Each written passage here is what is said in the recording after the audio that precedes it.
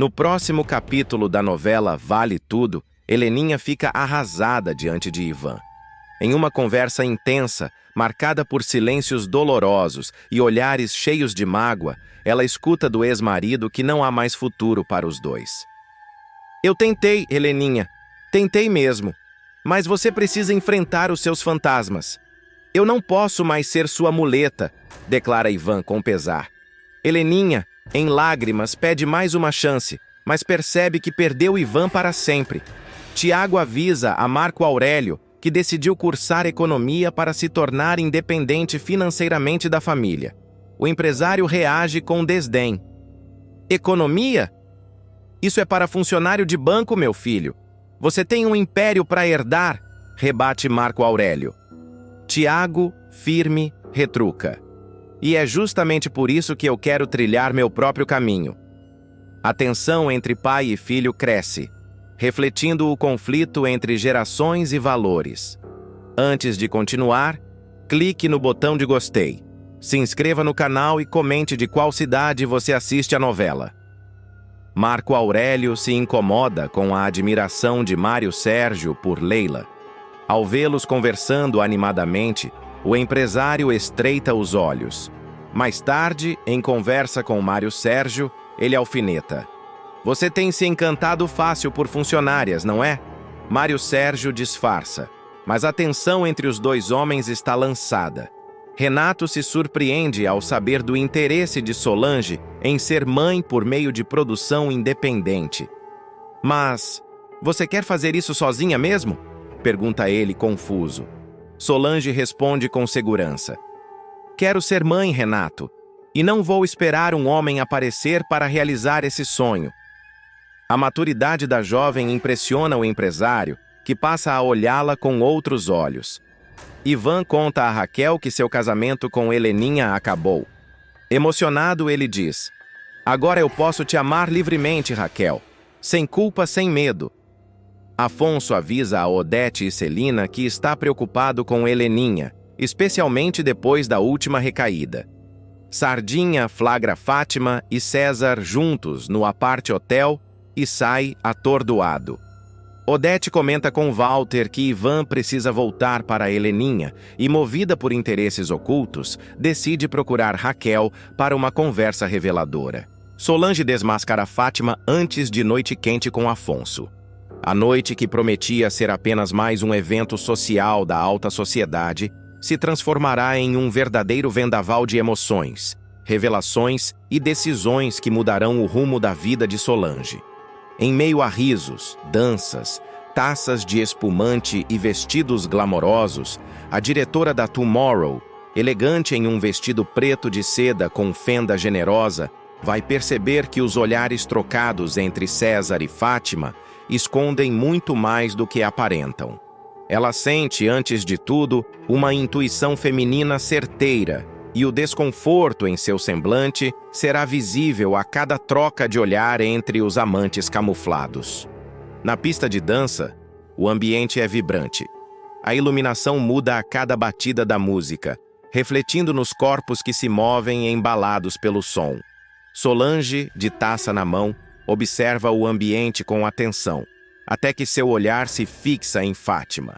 A jovem está ao lado de Afonso, com um sorriso calculado, mas seus olhos frequentemente escapam em direção a César. Em outro canto da pista, Sardinha, animado, tenta cortejar uma modelo. É com ele que Solange decide compartilhar sua desconfiança. Fica olhando aqueles dois, Sardinha, César e Fátima. Você não acha estranho? Ela tá com Afonso, mas o corpo dela tá todo virado pro César. É como se estivessem se comunicando em código. Eu tenho certeza que eles nunca se separaram de verdade, dispara Solange, com o olhar atento como o de uma águia prestes a mergulhar na presa. Sardinha tenta relativizar, mas o clima entre Fátima e César se torna cada vez mais evidente até para os menos atentos. A tensão cresce quando César, aproveitando uma brecha, desaparece da pista e segue em direção ao banheiro. Solange, desconfiada, continua a observar Fátima, que minutos depois inventa uma desculpa para Afonso. algo banal como uma ida ao toalete, e também se retira discretamente, indo atrás do ex-amante. A diretora da Tomorrow se aproxima do bar e pede outra bebida, como se quisesse anestesiar o incômodo que cresce dentro de si. Ela vê tudo. Percebe como Fátima muda o semblante quando está com César. A espontaneidade dela, que nunca aparece ao lado de Afonso, ressurge quando está diante do bonitão. Nos bastidores da festa, no corredor que leva aos banheiros, Fátima encontra César. A troca de palavras é curta, mas intensa. "Você estava me provocando o tempo todo, não é?" diz ela, segurando o braço dele com força. César sorri de canto, provocador. "Você adora isso", responde. Ela encosta na parede, o puxa pelo colarinho e o beijo acontece, ardente, impulsivo, como se precisassem de um ao outro para respirar. A cena não dura muito, mas diz tudo. Enquanto isso, Afonso continua na festa, rindo alto com amigos, visivelmente embriagado. O charme descompromissado, o jeito doce, o riso solto, tudo isso atrai olhares. Solange o observa de longe. A raiva que sente de Fátima aos poucos se mistura a uma nostalgia difícil de controlar.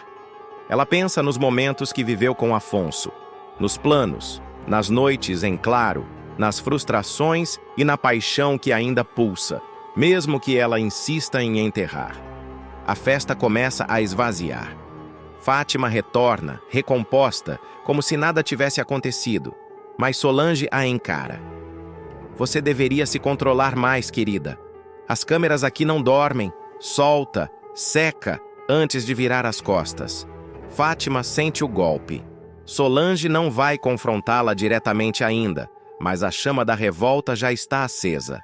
Afonso, cambaleante, tenta se manter de pé ao lado de um amigo, mas quase cai. Solange, com uma mistura de pena e ternura, se aproxima. "Vem, vou te levar para casa. Você tá um trapo." Ele ri. "Não quero ir para casa. Não quero ver a Fátima." Ela segura seu braço com firmeza. "Então vem comigo." O caminho até o apartamento de Solange é silencioso. Afonso encosta a cabeça no vidro do carro, olhando a cidade passar. As luzes borradas refletem seu estado de espírito. Ao chegar, ela o ajuda a tirar o paletó, senta ao lado dele no sofá e oferece um copo d'água. "Você precisa entender o que está fazendo da sua vida, Afonso. Isso não é você. Nunca foi." Afonso, com os olhos marejados, desabafa. "Eu me perdi, Sol. Depois que tudo desmoronou, depois que você foi embora. Fátima entrou no meio da confusão e, quando vi, já estava enredado de novo. Mas eu não confio nela. Eu sei que ela mente. Eu sinto. Só não sei como sair disso tudo." Ela escuta em silêncio, o coração apertado. Sabe que Afonso está falando a verdade, que está ferido, que ainda existe ali um homem que ela amou e talvez ainda ame. Lentamente ela se aproxima, segura sua mão. "Você sabe como sair, sim. Só precisa ter coragem." O clima muda. O olhar de Afonso se suaviza. Ele se aproxima, roça o rosto no dela, respira seu perfume. Solange hesita, mas não recua. É como se o tempo parasse. As mágoas ainda existem, mas por um instante, o desejo, a saudade e a fragilidade dos dois são maiores. O beijo acontece, profundo, intenso, carregado de lembranças. Afonso a pega pela cintura, a carrega até o quarto. Solange não resiste. O passado volta com força, e o presente se transforma em uma noite de reencontro, de carne, de alma, de dor e prazer. Enquanto os dois se entregam um ao outro, Fátima volta para a casa de táxi, frustrada. Descobre que César não quis levá-la para o motel como ela esperava. "Tenho outra companhia", ele disse, ao empurrá-la de volta para o carro. A raiva em seu rosto é evidente. Ela chega no apartamento e percebe que Afonso não está. Liga para ele, mas o celular toca e cai na caixa postal. O silêncio aumenta a ansiedade da jovem. De volta ao quarto de Solange, os corpos ainda entrelaçados, Afonso encara o teto, pensativo. "A gente nunca devia ter se separado", diz, baixinho. Solange o olha, mas não responde. Ela sabe que há muitas feridas abertas, que a noite não resolve tudo. Mas, naquele momento, resolve o suficiente. No dia seguinte, Fátima acorda com a ausência de Afonso e decide investigar. Ela liga para a Sardinha que esteve na festa e tenta arrancar alguma informação. "Você viu o Afonso ontem? Ele saiu com alguém?" Pergunta com a voz controlada. Sardinha desconversa, mas deixa escapar que viu os dois conversando antes de ir embora. Fátima liga o alerta. Vai até a Tomorrow de surpresa e dá de cara com Solange entrando no prédio, com o cabelo preso de forma improvisada e o vestido do dia anterior. O olhar entre as duas é gélido. "Dormiu bem?" questiona Fátima, forçando um sorriso. Solange sorri de volta. "Como um anjo." A guerra está declarada. E a noite de Solange e Afonso, que começou com traições e desconfianças, se transforma no estopim de uma disputa que promete abalar todos os alicerces da trama. Fátima engole seco diante da resposta de Solange. As palavras simples, ditas com um meio sorriso e tom calmo, soam como uma flecha envenenada cravada em seu orgulho. Ela não precisa de mais nada para entender o que aconteceu.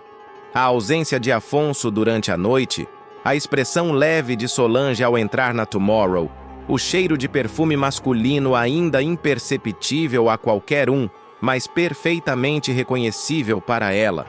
Tudo aponta para a traição.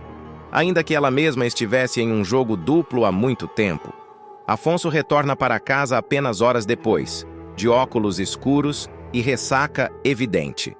Fátima o espera sentada no sofá, com os braços cruzados, um silêncio carregado de veneno pairando no ar. "Onde você passou a noite?" pergunta ela, sem levantar o tom. Ele hesita.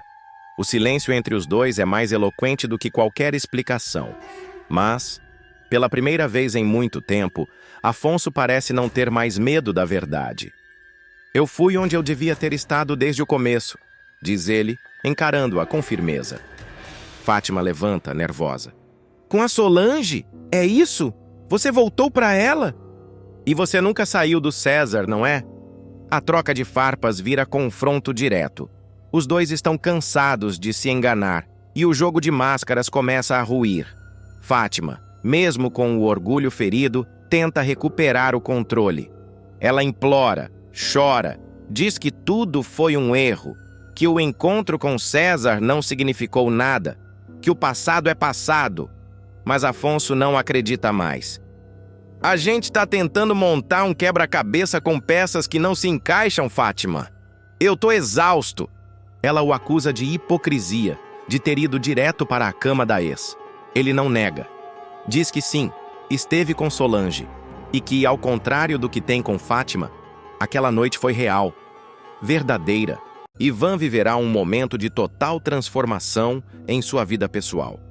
Depois de meses arrastando um casamento fracassado com Heleninha, marcado por brigas, recaídas no álcool e uma relação desgastada, ele finalmente tomará coragem para seguir o coração. Ele tomará uma decisão que mudará completamente sua rotina, viver sem culpas o amor por Raquel. A empresária, por sua vez, também estará disposta a deixar para trás toda a dor que viveu, a traição de Maria de Fátima, a armação envolvendo a mala de dólares e o rompimento repentino com Ivan. E será nesse clima de recomeço que o casal decidirá marcar um encontro reservado, longe de olhares julgadores. Eles se encontrarão em um hotel elegante da zona sul do Rio de Janeiro para uma noite inesquecível. "Quero que essa noite seja só nossa, início de uma nova vida, Raquel", dirá Ivan ao recebê-la com um sorriso terno e uma garrafa de champanhe já aberta. Raquel sorrirá, emocionada com o cuidado do amado, e logo retribuirá com um beijo apaixonado. Mas ela terá mais do que palavras e carinhos para oferecer. Com um olhar malicioso, ela sussurrará: "Eu trouxe uma surpresa, algo que nunca fiz com ninguém. Acho que você vai gostar." Ela então caminhará até o banheiro segurando uma bolsa elegante e misteriosa. Antes de fechar a porta, ela faz um último pedido. Apague as luzes, deixe só a luminária acesa e coloca uma música suave, algo que te faça pensar em mim. Ivan obedecerá, intrigado. Ele ajeita a luz do abajur, deixando o quarto em um tom âmbar, quase mágico, e escolhe uma canção instrumental de saxofone que transforma o ambiente em puro desejo. Minutos depois, a porta do banheiro se abre lentamente. Ivan vira-se e mal consegue conter a surpresa. Raquel aparece vestida de cinta-liga preta, um corpete de renda detalhado e salto alto. Seus cabelos soltos emolduram o rosto com um ar provocante. Ela caminha com firmeza, com um sorriso no canto da boca, e começa uma dança suave, cheia de insinuações. Meu Deus, Raquel! Balbucia Ivan, visivelmente impactado, com os olhos brilhando de desejo. A dança não é vulgar, mas profundamente sensual. Raquel se aproxima da cama e começa um jogo de perguntas que deixa o executivo ainda mais enfeitiçado.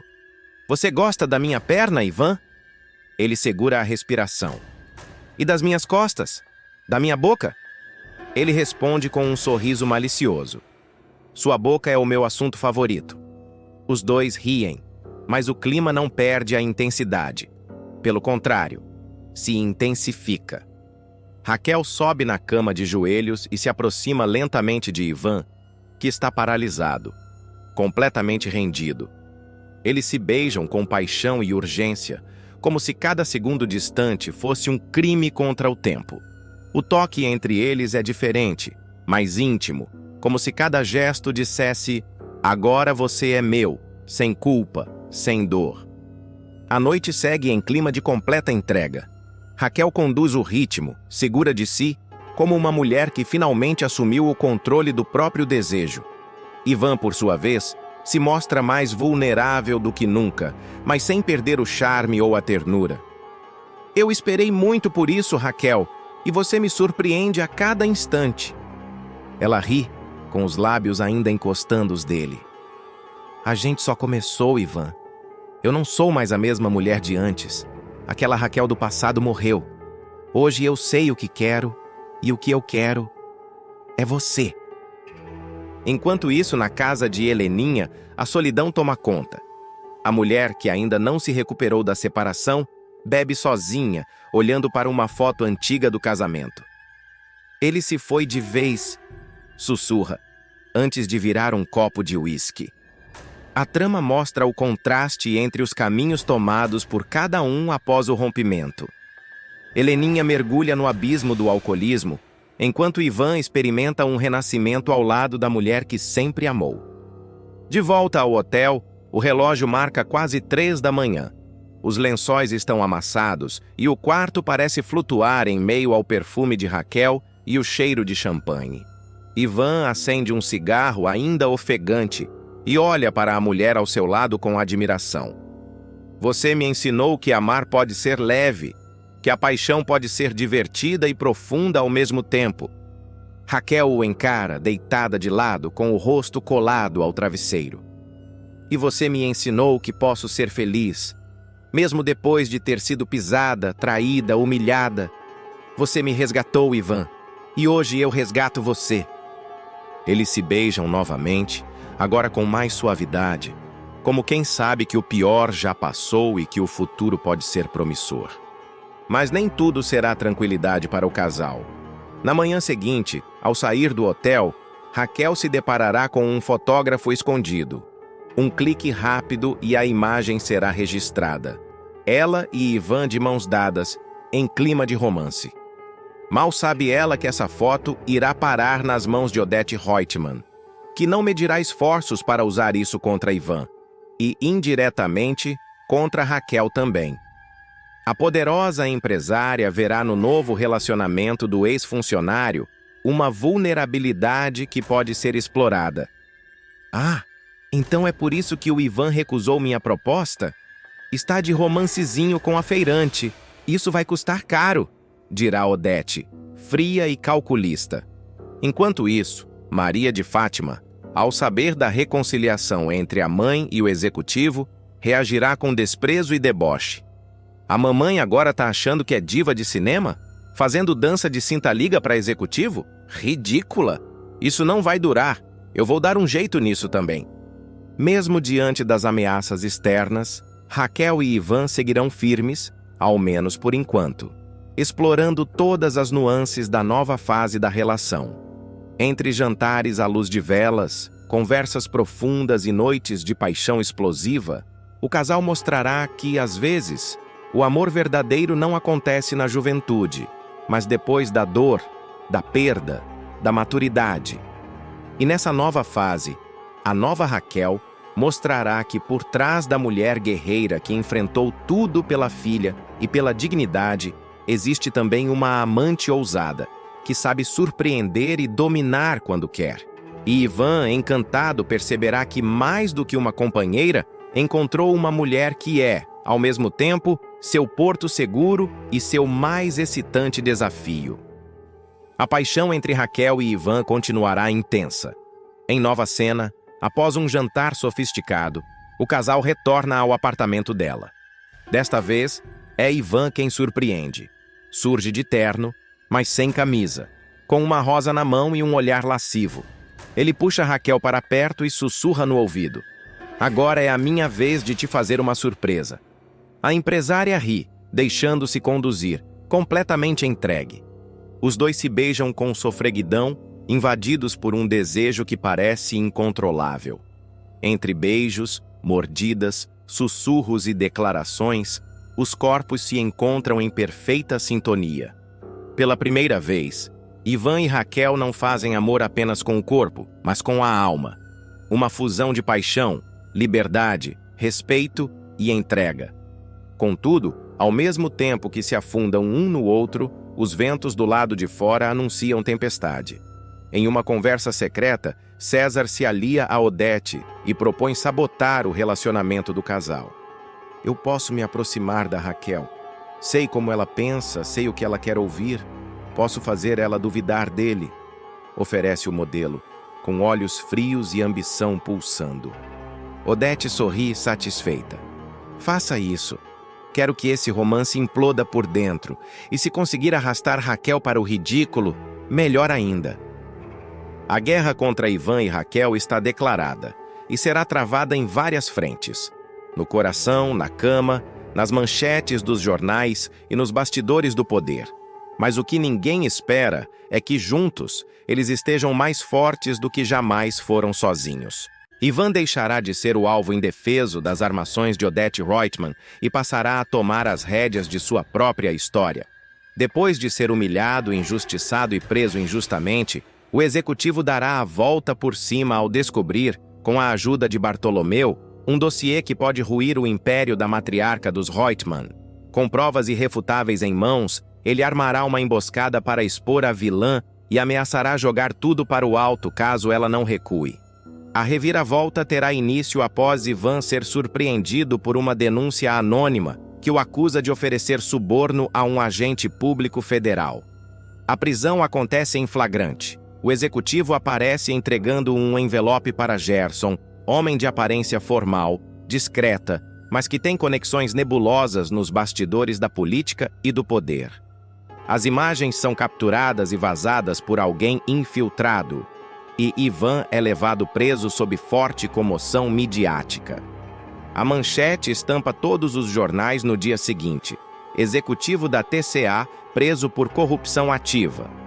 O escândalo abala a companhia aérea. Internamente, Odete finge surpresa e lamenta profundamente a queda moral do ex-genro.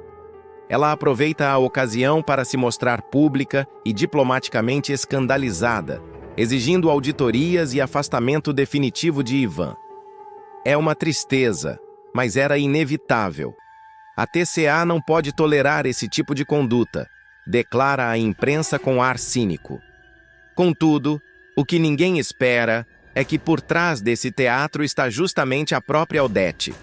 Foi ela quem articulou a farsa, orientou Gerson e pagou pelo flagrante. Tudo como forma de vingança pessoal por Ivan ter desafiado sua autoridade durante o processo de separação com Heleninha. O que era para ser um escândalo moral virou instrumento de revanche. Mas Odete não contava com Bartolomeu.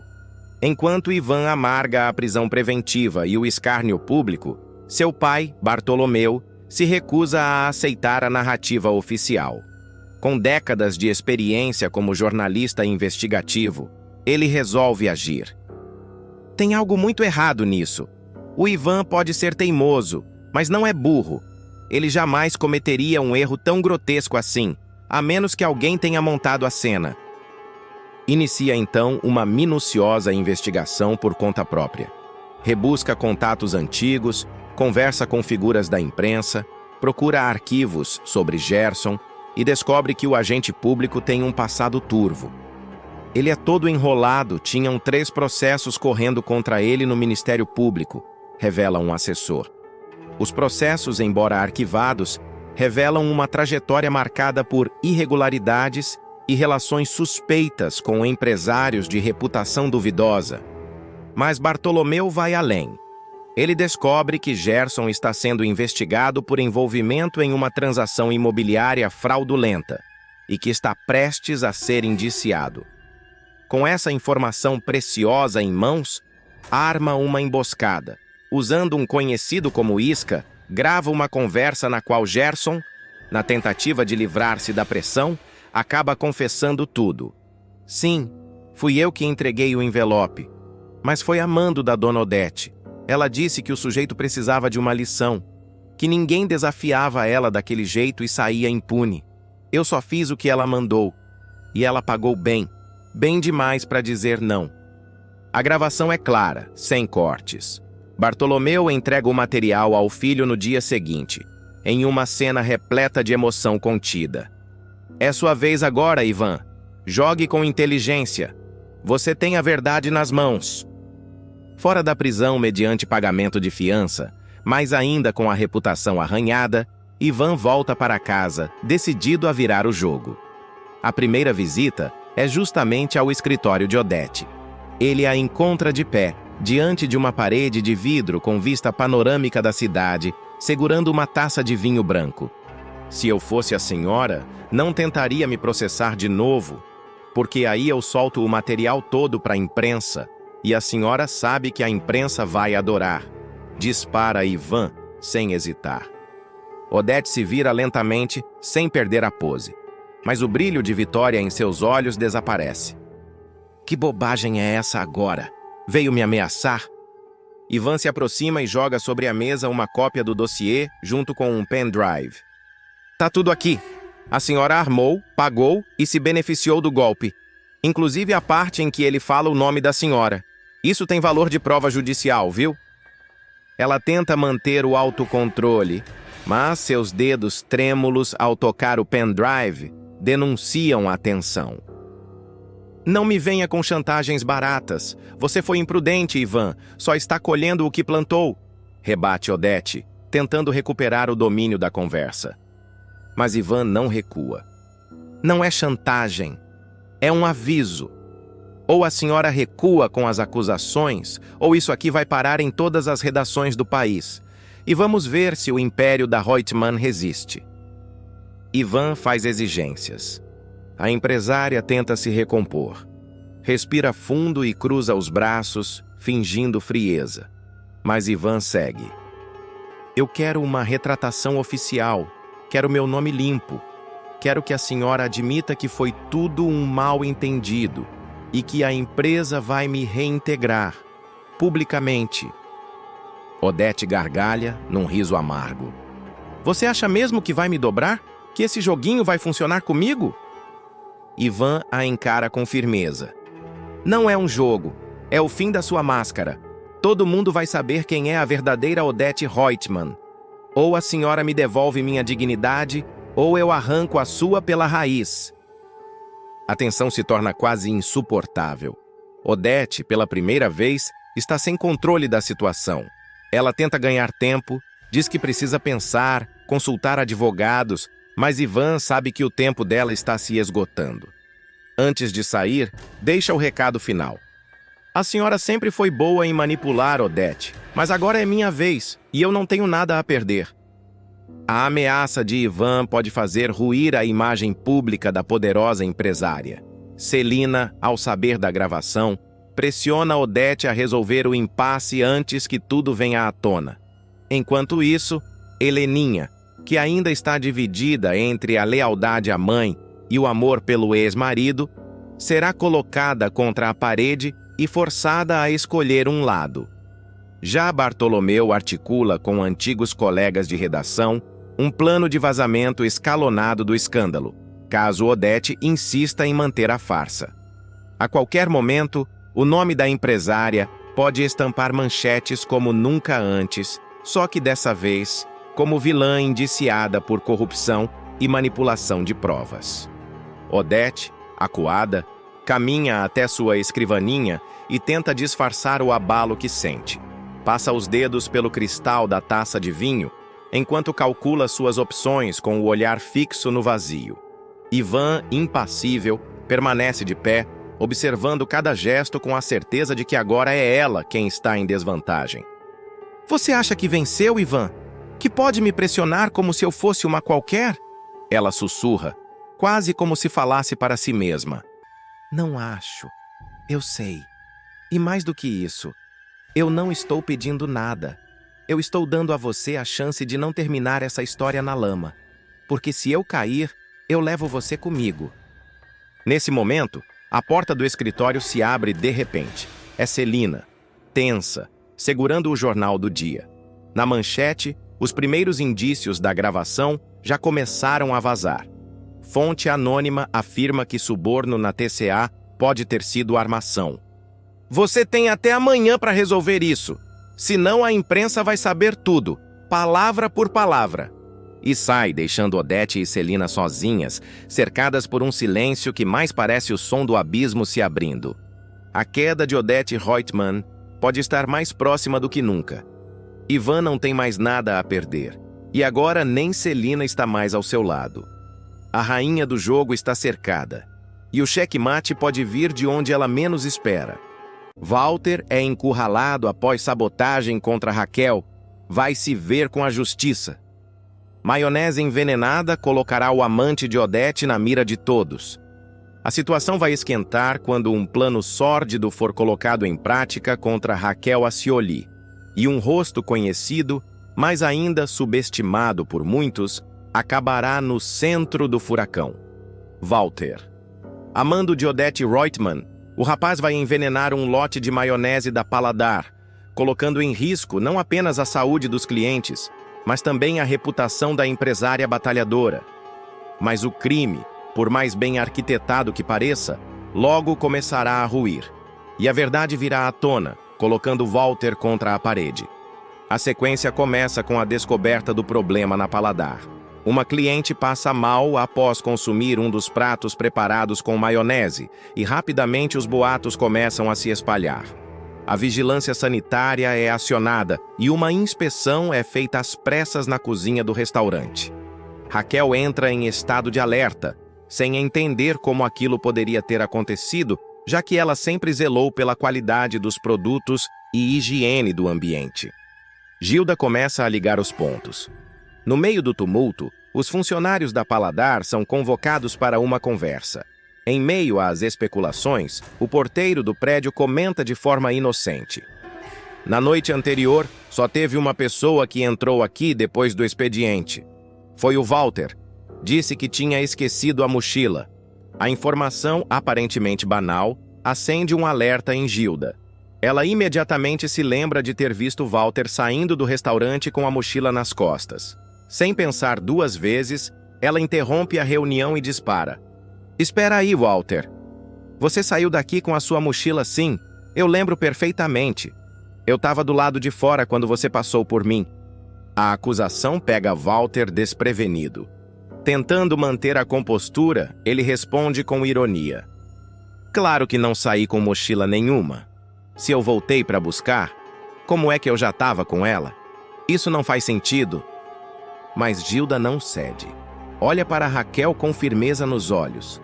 "Raquel, eu não lembro nem o que comi ontem no café da manhã, mas isso eu tenho certeza. O Walter saiu daqui com a mochila dele. Ele estava nervoso, andava apressado. Achei estranho na hora, mas agora tudo faz sentido. Walter começa a se desequilibrar. Diante da acusação, Walter tenta desviar o foco, acusando os colegas de perseguição. Ah, claro, porque eu sou o mais novo aqui. É fácil apontar o dedo, nenhuma prova, só suposição.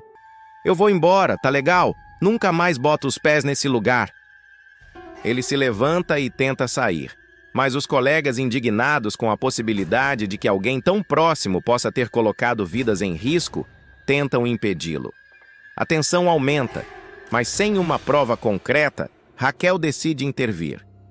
Deixa ele ir, mas se você teve alguma coisa a ver com isso, Walter, eu juro por tudo que é mais sagrado. A gente vai descobrir. E quando isso acontecer, você vai se ver com a justiça, porque isso é crime, e dos mais graves. Odette Reutemann observa de longe. Enquanto Walter sai da Paladar, visivelmente abalado, uma outra cena se desenrola em paralelo. Do alto de sua cobertura, Odette Reutemann recebe uma ligação. Ele fez exatamente como o combinado. A maionese foi adulterada, diz uma voz masculina ao telefone. Odette sorri, satisfeita. Ótimo. Agora vamos ver quanto tempo essa proletária vai aguentar. O público adora uma queda de moralista. Mas o que a vilã não espera é que a rede de solidariedade em torno de Raquel comece a se fortalecer. Clientes fiéis do restaurante publicam mensagens de apoio, e mesmo diante da crise, a empresária se recusa a abaixar a cabeça. Com a tensão pairando no ar, Ivan se aproxima de Raquel para oferecer apoio. Apesar das rusgas do passado, ele mostra preocupação com a situação. Você sabe que eu tenho minhas críticas, Raquel, mas isso é covardia. Sabotar comida? Pôr a vida das pessoas em risco? Isso não se faz. Gilda, por sua vez, continua sua própria investigação paralela. Ela começa a conversar com outros funcionários e vizinhos do restaurante em busca de mais informações sobre o paradeiro de Walter na noite anterior. Um entregador revela que viu Walter saindo da Paladar e entrando num carro preto, que depois o levou em direção ao Leblon. Enquanto Walter tenta se esconder, um antigo conhecido dele reaparece. Ele resolve abrir o jogo. Eu sei que foi o Walter. Ele me procurou, disse que precisava de um favorzinho. Queria um composto que causasse enjoo, mas não fosse letal. Disse que ia usar para se vingar de alguém. Essa nova peça se torna fundamental para a reabertura da investigação. Gilda corre para contar a Raquel que reúne tudo o que tem. Os testemunhos, as lembranças da noite anterior e agora esse novo depoimento. Ainda não é prova, mas é mais do que suspeita, diz ela. A gente vai chegar lá. Ao saber que está sendo procurado, Walter tenta desaparecer. Mas a notícia da sabotagem na Paladar já ganhou as páginas dos jornais. Seu nome não foi oficialmente divulgado, mas um colunista de fofocas já dá a entender que alguém ligado ao grupo Reutemann pode estar por trás da armação. Walter, desesperado, procura abrigo em um flat emprestado por um velho amigo, mas não sabe que já está sendo seguido. Um investigador contratado por Raquel e financiado em parte por Ivan começa a montar o quebra-cabeça. O mais surpreendente é que durante a investigação surge a possibilidade de que Walter não agiu sozinho. Um áudio captado por acaso num café onde Walter discutia com um interlocutor misterioso revela uma frase comprometedora. A dona Odette disse que era para acabar com a imagem da Raquel e que depois me recompensaria muito bem. Esse trecho cai como uma bomba nas mãos de Gilda. Ainda sem poder usá-lo como prova formal, ela decide confrontar Raquel. Você precisa ouvir isso. Raquel, impactada com o conteúdo, respira fundo. Eu sabia que ela era capaz de tudo. Mas isso é criminoso. Odette percebe que está na mira. Na cobertura dos Reutemann, a tensão começa a se instaurar. Odette percebe que o cerco está se fechando. Desconfiada, ela convoca Walter para uma conversa, mas ele não atende às ligações. Covarde! É sempre assim? Quando o barco começa a afundar, Os ratos são os primeiros a fugir, diz a megera, irritada. Raquel, ciente de que está sendo alvo de uma armação, convoca a imprensa. Em uma coletiva simples, mas firme, ela se defende. Eu trabalho com comida, com amor, com dignidade. O que aconteceu aqui é grave, mas foi uma sabotagem, e eu vou lutar para provar isso. A fala viraliza. Clientes e seguidores da Paladar lotam as redes sociais com mensagens de apoio. Na mesma noite em que Raquel faz seu pronunciamento à imprensa, Walter, escondido em um flat no Maier, começa a se desesperar. Sujo, exausto e paranoico, ele revisa mentalmente cada passo que deu. Pega o celular, tenta falar com Odete, caixa postal, mais uma vez. Sabe que está sozinho. Me usaram. Ela me usou. Murmura, encarando o espelho rachado do banheiro. Enquanto isso, Gilda recebe uma mensagem do entregador que havia ajudado com informações. Ele conseguiu localizar o carro preto que levou Walter. O veículo está registrado em nome de uma empresa fantasma, ligada a uma das holdings da TCA. Gilda leva o dado a Raquel. A conexão com Odete está cada vez mais clara. A gente só precisa amarrar tudo. No dia seguinte, Walter é localizado pela Polícia Civil, graças ao trabalho do investigador de Raquel. Levado para a delegacia, ele nega tudo, mas, encurralado por provas e testemunhos, acaba cedendo à pressão. Eu só segui ordens. A Odete me prometeu que eu ia crescer, que eu ia ser alguém. O depoimento de Walter cai como uma bomba no noticiário. A imprensa passa a investigar o envolvimento de Odete Reutemann na sabotagem da Paladar. Gilda se aproxima. Ele falou, Raquel. Ele falou. Disse o nome dela. Raquel fecha os olhos, respira fundo. Eu disse que a gente ia descobrir. E agora, Walter? Agora você vai se ver com a justiça.